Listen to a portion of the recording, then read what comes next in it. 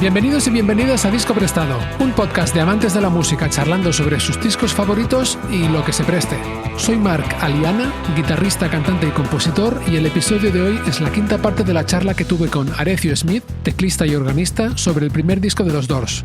Entre otras cosas comentamos la música, el sonido y la letra de las dos canciones siguientes, Backdoor Man y I Looked at You, la creciente influencia de los clásicos del blues en la discografía de los Doors, cómo Jim Morrison se convirtió en la primera estrella del rock en ser detenida por la policía sobre un escenario, la relación entre Jim Morrison y Janis Joplin, el fiasco del cuarto disco de los Doors, The Soft Parade, y la explosión creativa de la música anglosajona a finales de los años 60.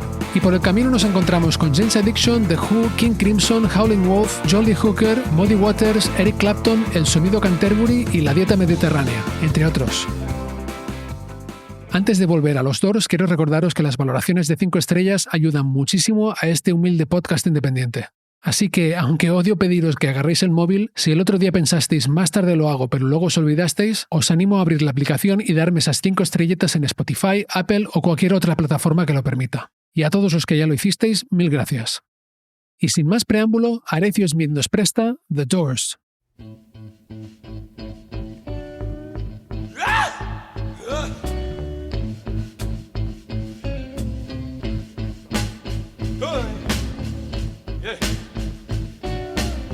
Yeah. Oh. Yeah. Yeah, come on.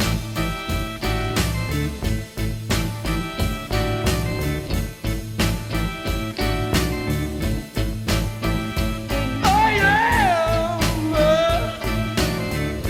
Yeah, we're back, John, man. Y el disco sigue con Backdoor Man, el hombre de la puerta de atrás. ¿Qué quiere decir eso? ¿Es el lechero? Exacto, bueno, o el butanero. Porque ¿El butanero? Ah. En España normalmente se hablaba del butanero, ¿no? Ese Sí. hombre que aparece mientras, tradicionalmente la mujer se quedaba en casa y el hombre está por ahí trabajando, y aparece el butanero en España y pasan cosas ahí con el ama de casa.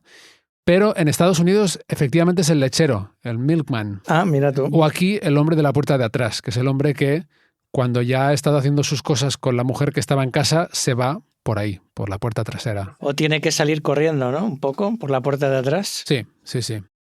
Yo fíjate que sin saber mucho de la letra, así escuchándola de refilón, me parecía que iba de un portero de discoteca o, no sé, el portero cachas que estaba atrás, porque hay una frase que dice: como más pollo de lo que nunca se ha visto, ¿no? O sea, más pollo que nadie.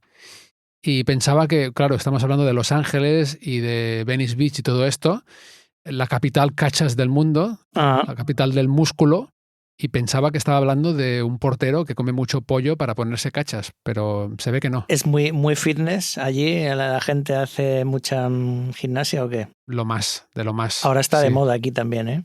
Aquí estamos con, bueno, no nos pondremos a hablar de nutrición, pero con la dietética por todas partes y todo tipo de productos en los supermercados con proteína añadida, que dices, a ver, ¿por qué en un país mediterráneo estamos copiando la dieta de Estados Unidos?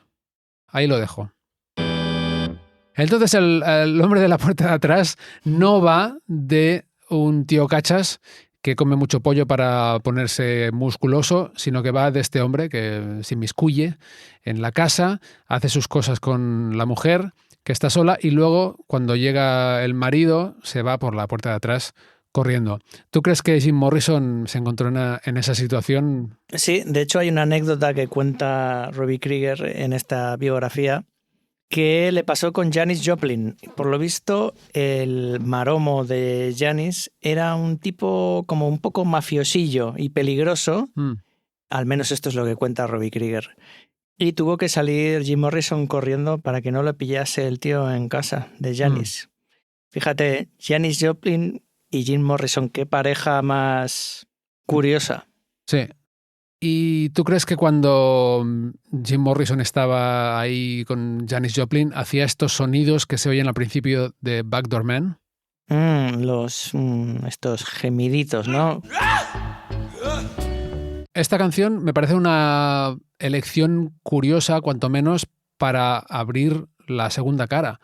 Porque normalmente en la segunda cara empezaba con alguno de los sencillos, alguna de las canciones así más pegadizas del disco. Un tema propio, ¿no? Sí, y aquí empiezan con una versión originalmente compuesta por Willie Dixon y grabada por Howlin' Wolf en 1960.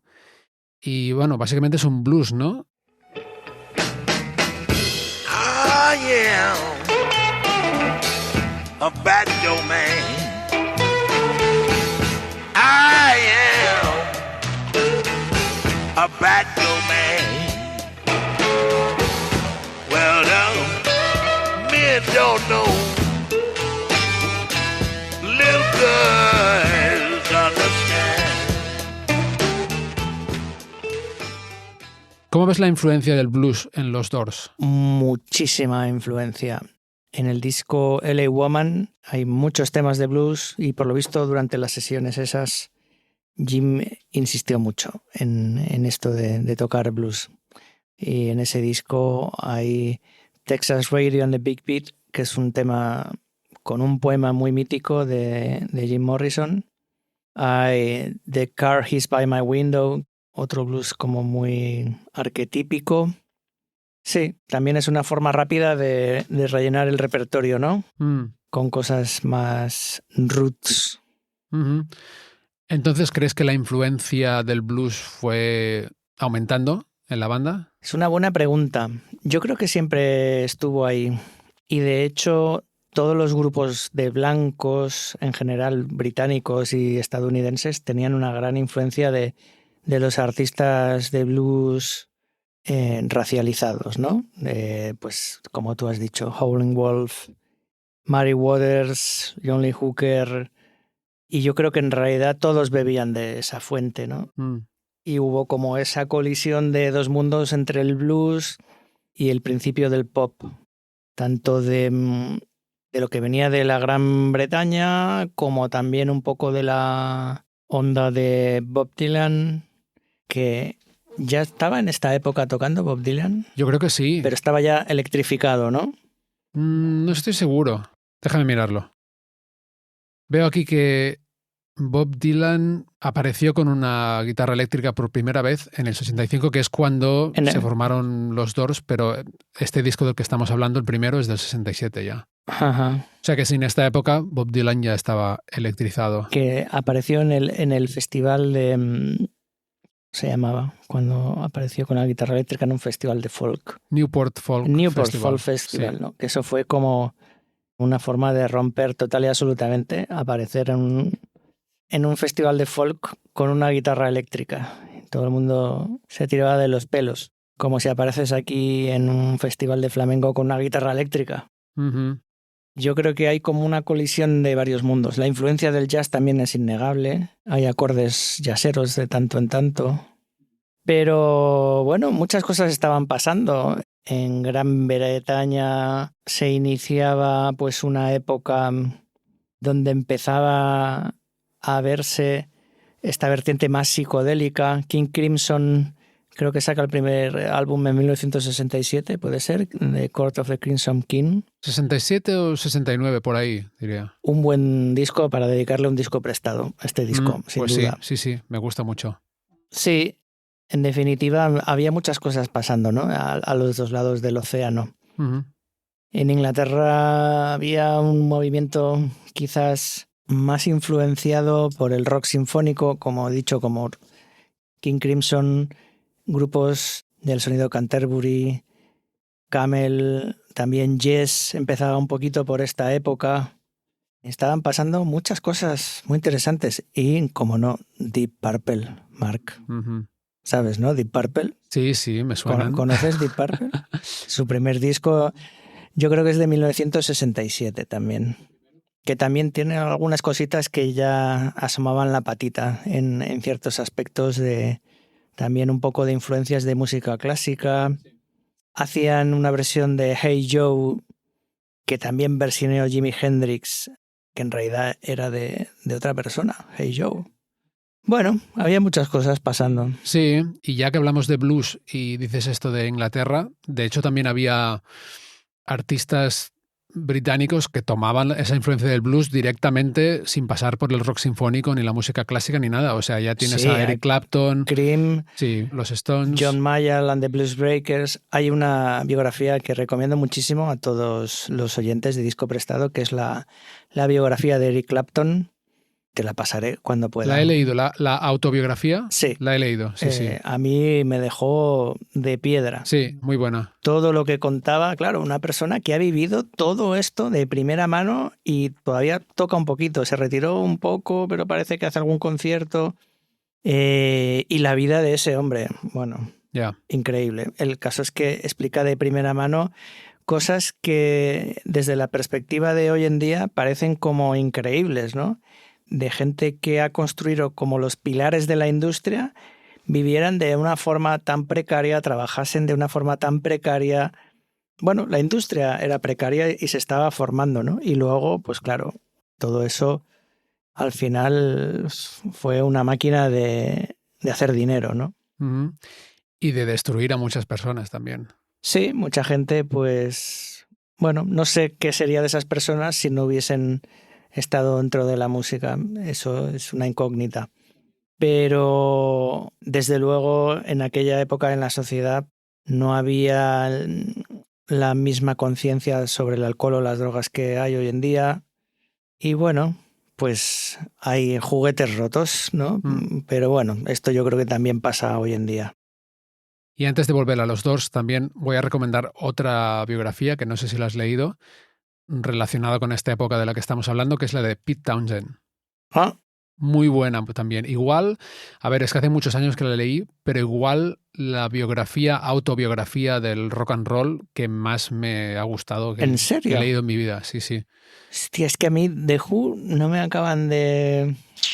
hacen tilín, ¿eh? A mí tienen épocas que sí y épocas que no. El Who's Next, por ejemplo, me gusta muchísimo. Uh-huh. Incluso el Cuadrofenia, cuando se ponen así un poco más sinfónicos. Pero luego cuando se ponen en plan más, ¿cómo lo diría? En Tommy, por ejemplo, hay muchos temas payasetes, ¿no? Como Cousin Kevin. Ahí ya no me gustan tanto, cuando se ponen tan opereta rock.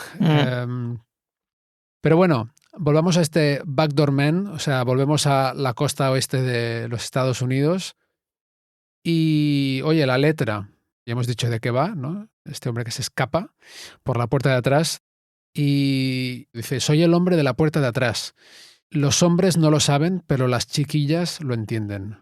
Hey, todos vosotros que estáis intentando dormir, he salido para hacerlo con mi sueño de medianoche. Yeah. Porque soy el hombre de la puerta de atrás. Los hombres no lo saben, pero las chiquillas lo entienden. Y ahí viene la parte del pollo, que dice, vosotros hombres os coméis vuestra cena, os coméis vuestro cerdo y vuestras alubias, pero yo como más pollo de lo que nunca se haya visto. Yeah, yeah. Y yo creo que ahí el pollo es una metáfora para comerse otra cosa. Sí. Claramente, bueno, no es vegetariano, pero tampoco es pollo. You mean eat your dinner, eat your pork and beans. I eat more chicken than any man ever seen. Yeah, yeah. I'm a backdoor man. Wow. The men don't know, but the little girl understands. Los Doors originales tocaron esta canción, Backdoor Man, con Ian Astbury, el cantante de Cult, en este Storytellers de VH1 que hicieron, donde pasaron varios invitados. Antes he comentado también que tocaron alguna canción con el cantante de Stone Temple Pilots. Y esto es bueno, por lo que nos ha contado mi amigo David, vinieron a tocar a España. Es verdad. Bueno, esto ya eran los Doors of the 21st Century, que era con otro batería ya. Ah, vale. Lo que comentamos de que iban a empezar con Stuart Copeland y luego acabaron sustituyéndole o algo así. Bueno. Pero es Storytellers de VH1 donde están los tres de los Doors originales con esta serie de cantantes, también con Perry Farrell de Jane's Addiction, que canta LA Woman. Wow. Sí, hay una selección ahí de cantantes curiosa, pero creo que de ahí fue donde Ray Manzarek y Robbie Krieger hicieron el contacto con Ian Astbury para luego formar la otra banda. ¿Y hay un documento sonoro de esto? Sí, está en YouTube. ¿En serio? Yo Sí. no lo he escuchado esto. Hay que buscar VH1 Storytellers The Doors. Hostia, tiene que ser muy, muy curioso, ¿eh? Sí, Porque Eddie Vedder me cuadra más, pero claro, de Janis Addiction es muy peculiar cantando.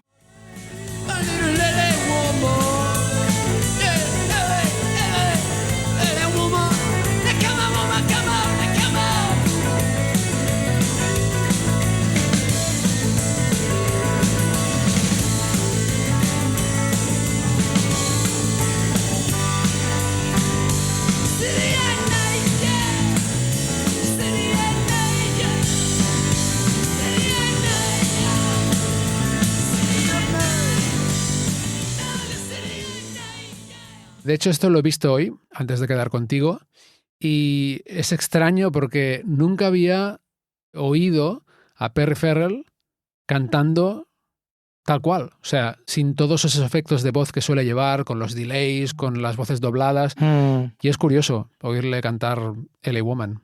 Y aparte, siempre me da la sensación como que de afinación está como así. Está un poco fuera, ¿no? Como Sí. igual por eso le ayuda también doblarse la voz. Bueno, luego ya llegó el autotune y todo esto. Yo le tengo que decir que les vi en directo en 2011 en el Vive Latino de México, que fui a tocar con Carlos San, y aluciné.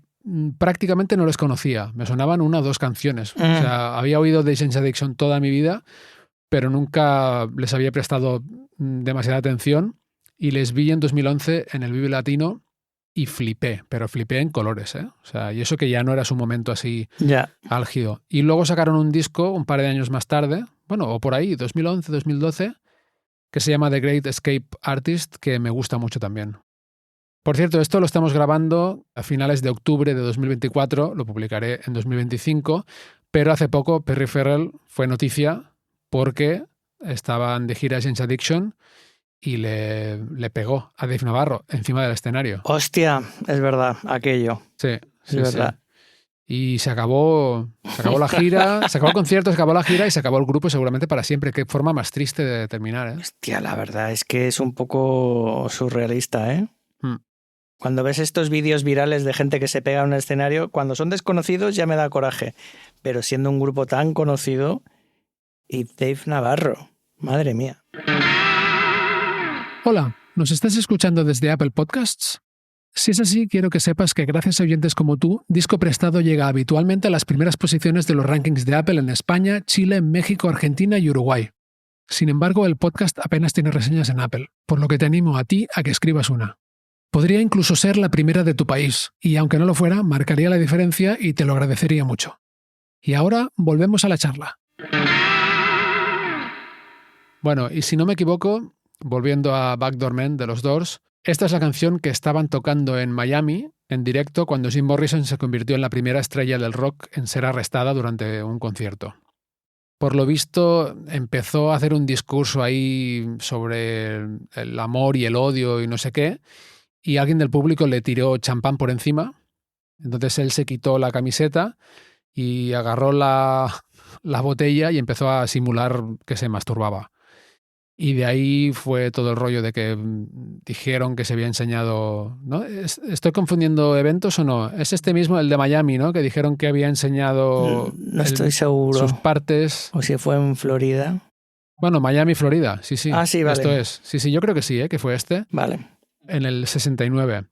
Que el gobernador de Florida de turno, de 2010, le absolvió casi 40 años después de su muerte. Bueno, mira. Un detalle, ¿no? Un pequeño detalle. Sí. Había bastantes disturbios, ¿no? Durante los conciertos de los Doors. Sí. De hecho, Robbie Krieger dice en su biografía que prácticamente, si no había disturbios en su concierto, parecía como que salían pensando que habían tocado mal. Ya ves. Pero bueno, el caso es que Jim Morrison era un provocador nato, ¿no? Y le daba igual pues decir cosas soeces o insultar al público. Y esto es muy curioso, ¿no? Porque parece como que de repente cambiaba de registro y pasaba de algo metafísico complicado, introspectivo, sensible, pues a de repente contar un chiste de mal gusto o meterse con la gente, ¿no? Es como un poco sorprendente, ¿no? Eso, la verdad. Sí, me comentabas también que habías estado escuchando bootlegs en directo de los Doors y que dejaban un montón de espacio, ¿no? Entre canción y canción. Sí, y sí. El tío se pegaba ahí. Sí, el tío pues se ponía a hablar. Claro, desde la perspectiva de hoy en día, que no puede haber un momento de silencio, ¿no? Y parece como que él ejercía como de amo y señor del grupo, ¿no? De líder total, que nadie decía, bueno, venga, empezamos la canción, ¿no? No le contravenían y él se quedaba allí pues hablando de sus historias mentales y sus paranoias. Y bueno, pues hay veces que se metía con la policía y le arrestaban o había disturbios o se tiraba por el suelo. Entonces la gente se enfadaba, le tiraban una silla y al final acababa el pabellón destrozado y el concierto suspendido por la policía. Sí, que de hecho, ahora que lo dices, yo creo que la primera vez que le arrestaron, que le detuvieron encima del escenario, debió de ser en Connecticut en el 67, que es esa vez que un policía se lo encuentra en las duchas del pabellón o algo con una chica y no le reconoce, le dice que se vaya y le contesta o le empuja o algo, entonces el policía le tira spray de pimienta en los ojos. Sí.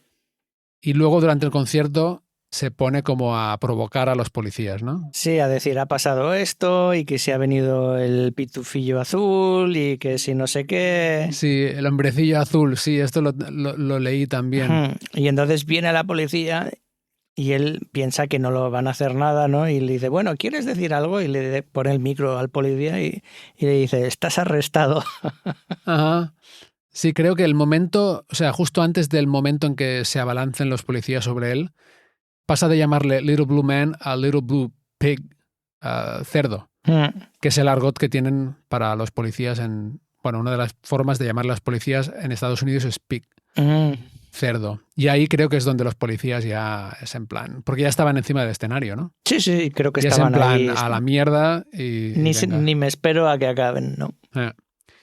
Investigando un poco, por cierto, hablando de detenciones de Jim Morrison, te voy a decir la más antigua y la más reciente, entre comillas, que encontré. La más antigua fue en el 63, que leí que le habían detenido por emborracharse en público en un partido de fútbol universitario e insultar a los jugadores. Y antes de que consiguieran detenerle, robó un paraguas o una sombrilla, porque ponía umbrella, donde lo he leído, y un casco de policía de un coche patrulla. Madre mía. Eso mientras le estaban persiguiendo, ¿sabes? Madre mía. Es que realmente este hombre parece como que quisiera estrellarse, ¿no? O sea, es como un poco rebelde sin causa. Voy a buscar problemas, la lío por liarla. Bueno, a ver, por lo que tú dices, allí tenía 20 años, ¿no? Que es un poco...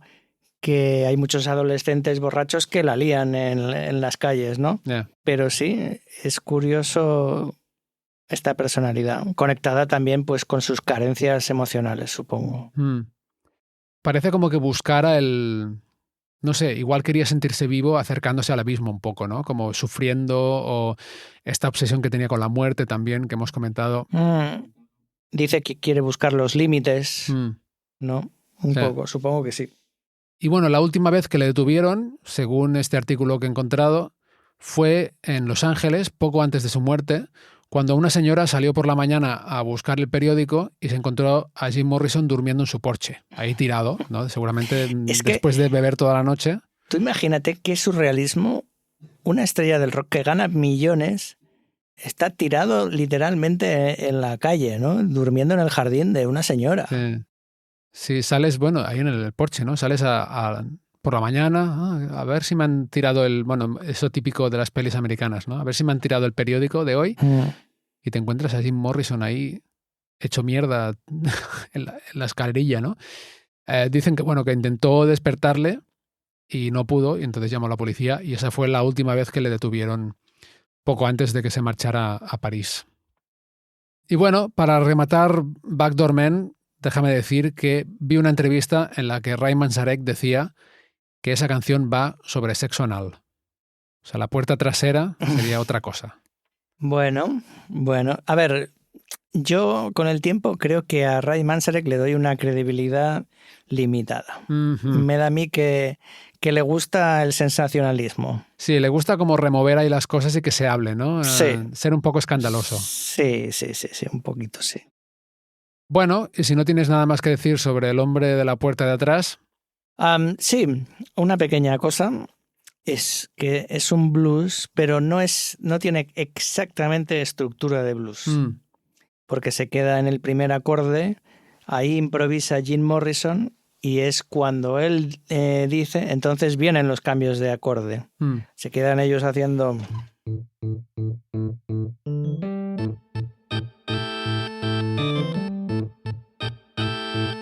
la guitarra es algo así, ¿no?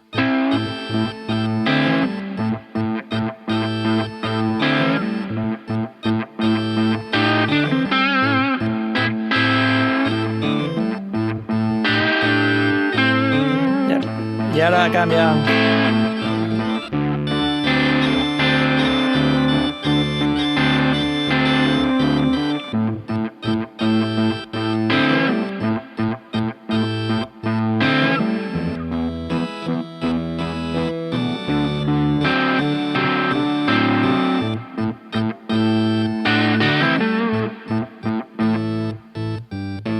Y esto lo empalman con 5-1 en directo. ¿Por qué dices que no es la estructura típica de blues? Porque no son 12 compases, es un primer grado abierto y luego empiezan a contar. Vale, 12 compases son, para que no lo sepa, son contar 12 veces 1, 2, 3, 4, básicamente, ¿no? Sí. 1, 2, 3, 4. ¿Y cuántos son? No, es una estructura abierta. Ah, es abierta. Sí, vale. sí. Entonces hay una parte en la que Jim Morrison improvisa, creo. Dice, hello you people, you're trying to sleep. Es que no me sé la letra de memoria. I'm out to make it with my midnight dream. Yeah. Sí. Sí, hay como partes improvisadas un poco. Que esto pasaba mucho en The Doors. Una parte en que hay un acorde que se repite y Jim Morrison improvisa y le siguen a la voz, pero no hay una estructura cerrada de medida. Y es muy del blues esto también, ¿no? En el blues más antiguo, sí. Sí. Incluso de interactuar con el público en el blues antiguo, ¿no? Sí, por ejemplo, si tú coges...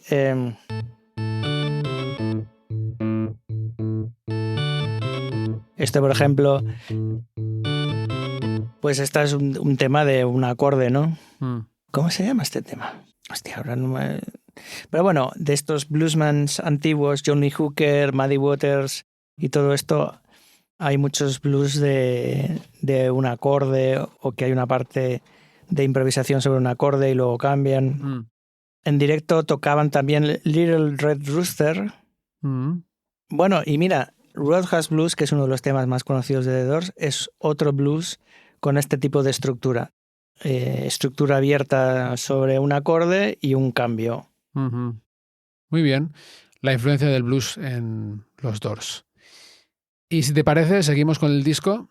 Venga. A la próxima canción, que es I Looked at You. Te miré.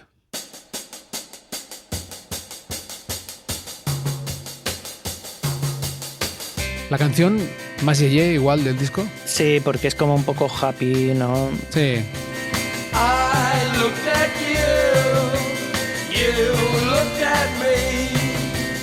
I smiled at you, you smiled at me, and we're on our way. No, we can't turn back, babe. Yeah, we're on our way. Y el ritmo con el que empieza la batería me recuerda al de I Feel Fine de los Beatles.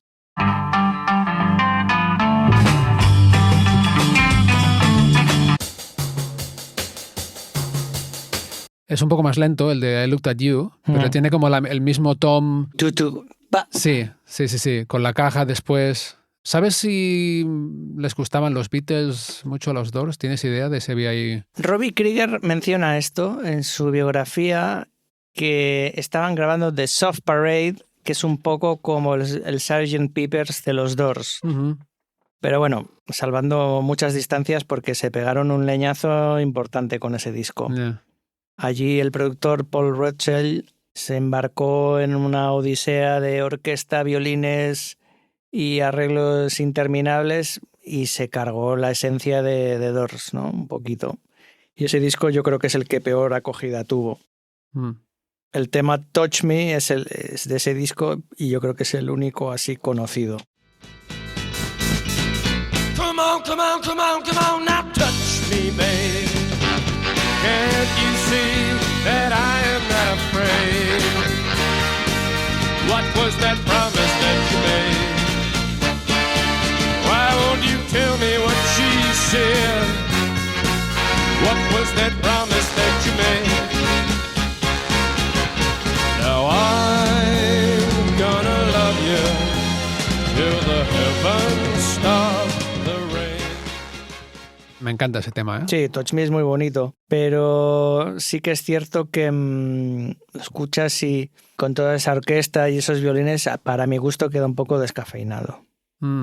Se lo llevaron igual demasiado lejos del sonido de la banda, ¿no? Demasiada producción. Sí, bueno, a mí me gusta como ese sonido crudo, ¿no? De rock, un poco garajero, para que me entiendas.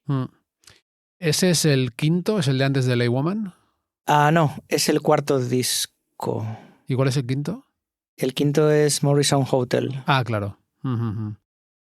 Me comentabas fuera de micro que los redobles del disco, de este debut de los Doors, se parecen mucho, ¿no? Sí, en este primer disco siempre tengo la broma de que hay como dos redobles, uno que es ta-ta-ta-ta-tum y otro que es rap. Aquí en este tema I Look At You, si te fijas, empieza con una intro de batería, dos compases, tum, ta-ta, que es como un poco el patrón de conga que se usa un poco en jazz también. Tocado de otra manera, sin swing y como más popero y más rápido. Pero es un poco, yo creo, una influencia de estos temas así, jazz, lounge, no sé cómo decirlo, un poco latineados. Igual viene por ahí y es una influencia en común con los Beatles de I Feel Fine, porque claro, a mí me ha sonado a eso, pero claro, los Beatles igual también lo sacaron de otra parte. Sí. Y bueno, la letra de I Looked At You, yo creo que es sobre ponerse cachondo y no poder echar atrás. No quiero decir hacer marcha atrás porque eso suena a otra cosa, pero así muy, muy básica también, ¿no? Es una letra que igual tampoco ha envejecido mucho. Recordemos que esto tiene como 60 años. Dice, te miré, me miraste, te sonreí, me sonreíste y ahora estamos en camino y no podemos volver atrás, ¿no? Como en plan, ya hemos empezado, hemos encendido la chispa ya aquí, hemos encendido la mecha y ya no podemos ir para atrás porque dice es demasiado tarde. Pues sí, tiene sentido. Así es bastante básica, ¿no? Igual como la canción, un poco más ligera.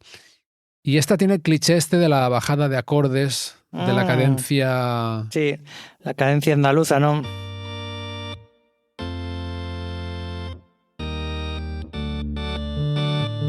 Sí, española, que la llaman en Estados Unidos o en Inglaterra, que igual andaluza sería demasiado matiz. Sí. Pero aquí es verdad, la llamamos la cadencia andaluza. Claro, y empieza en un tono y luego cambia de tono, ahora que lo pienso. A ver. Empieza en do menor. A ver cómo es. Mayor. Mayor. I looked at you, you looked at me. I smiled at you, you smiled at me, and we're on our way.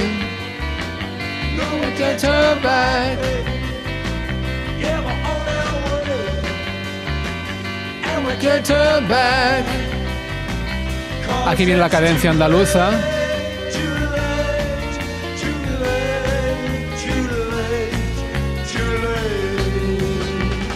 Y nuevamente cambio de tono de mayor a menor. Así es. Cambios bastante sorpresivos. Sí, que bueno, claro, ya no te sorprenden cuando has escuchado el disco 1000 veces, pero está ahí. Y esto de la cadencia andaluza, ¿no? Estos 4 acordes que van para abajo, igual por ahí también es la influencia de Robbie Krieger, del flamenco, ¿no? Porque... Sí, claro. Bueno, De hecho, él intentó tocar flamenco y su padre le regaló uno o dos guitarrones, José Ramírez, porque su padre estuvo en España y se las compró. Y por eso mete con calzador luego toda esa intro de guitarra flamenca en Spanish Caravan en el tercer disco Waiting for the Sun, que hay todo ese rasgueo y acaba haciendo todo esto.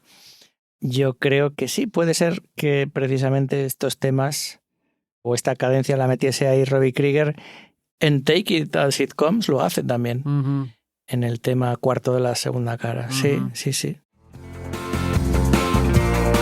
Y así termina el 5º episodio que dedicaremos al primer disco de los Doors. Os recuerdo que las reseñas positivas en Apple y las valoraciones de 5 estrellas en todas partes son poderosas y que volveremos el próximo jueves con la 6ª parte. Hasta entonces, muchas gracias, salud y buena música.